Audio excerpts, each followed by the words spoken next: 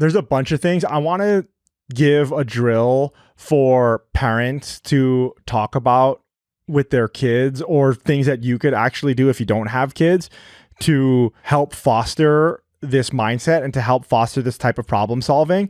It's a drill that some of my friends used to do. I was on a different company. I was on a different truck and at a different station, and I don't know if I've talked about it on this podcast, but I'll get to that in a second to talk about what you were saying, which is doing the basics and learning the foundations of something. It reminded me of, I mean, this is all of firefighting, but it reminded me of a story or of a time when it was really the first time that I was thrown out of my preparation. That happens a lot when you're new. Totally happens because you learn in the classroom one way and you're like, CPR is supposed to look like this. And then you go and you break your first ribs and you're like, oh my God, I didn't realize I was going to break ribs. You know what I mean?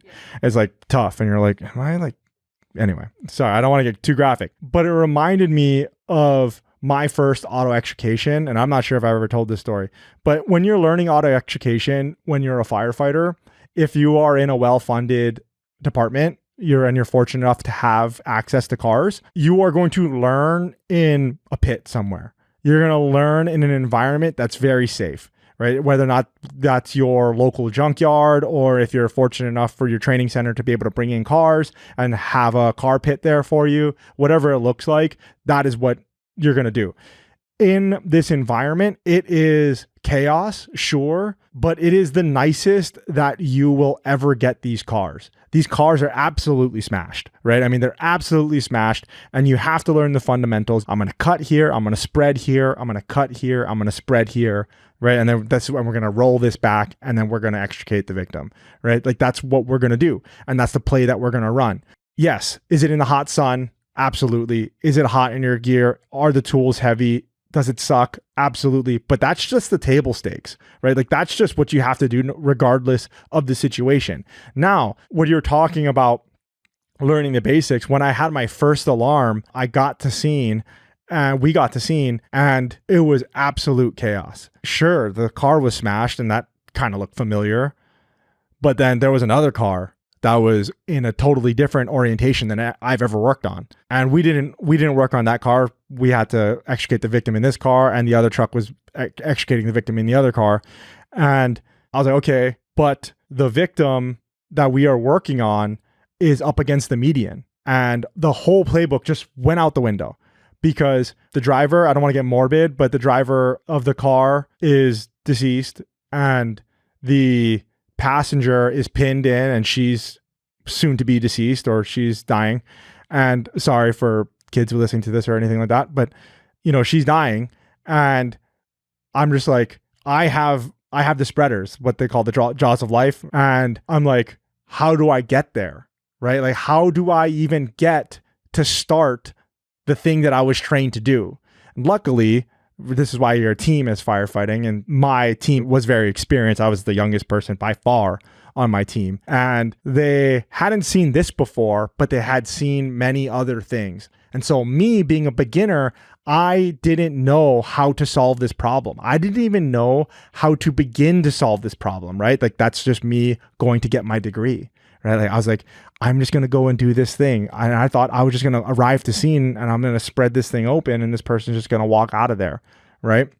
No, we had to completely shift the car, do an entirely different play to get the car into a place where we could go and do our job, right? And then so many things happened on that one alarm in that while we were working that one call that wasn't by the book, right? I mean, one of the firefighters in there, they say, never take your helmet off when you go inside the car, never leave yourself in like pinched situations because things can happen and then, you know, pinches and then you get pinched and then things aren't good, right? But we had to stabilize her head, right? And so you're not supposed to take your helmet off when you go in, but there wasn't any space because the car smashed.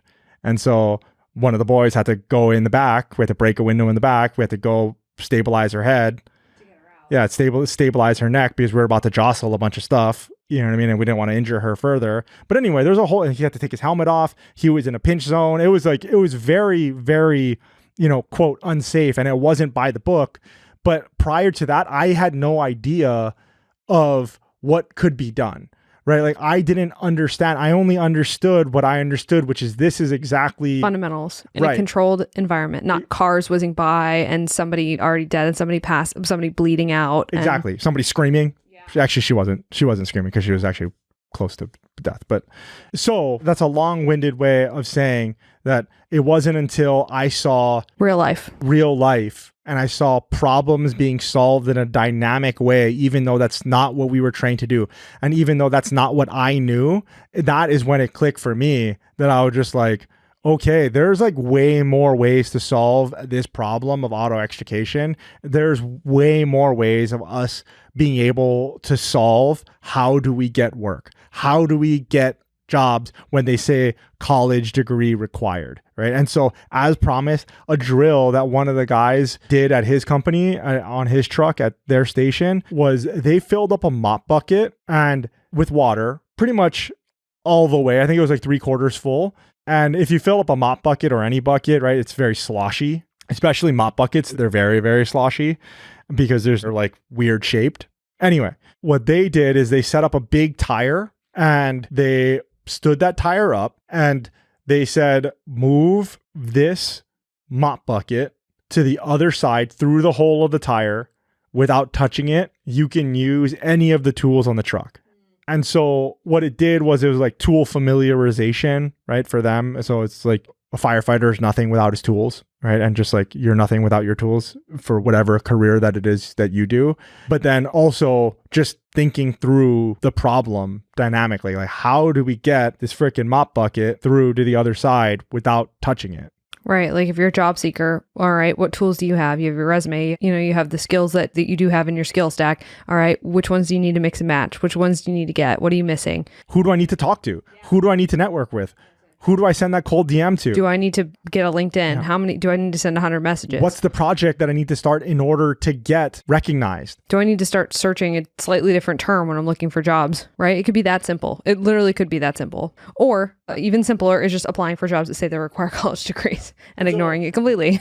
So you can do something similar with your child or with yourself. I know it's difficult with teenagers because, they're teenagers, right? And then they're busy and you're busy. And so I get it. But it is a great way to bond with your child and even younger children could do something like this too, just to help stimulate dynamic thinking and dynamic problem solving. Yeah, there's lots of ways you could do that.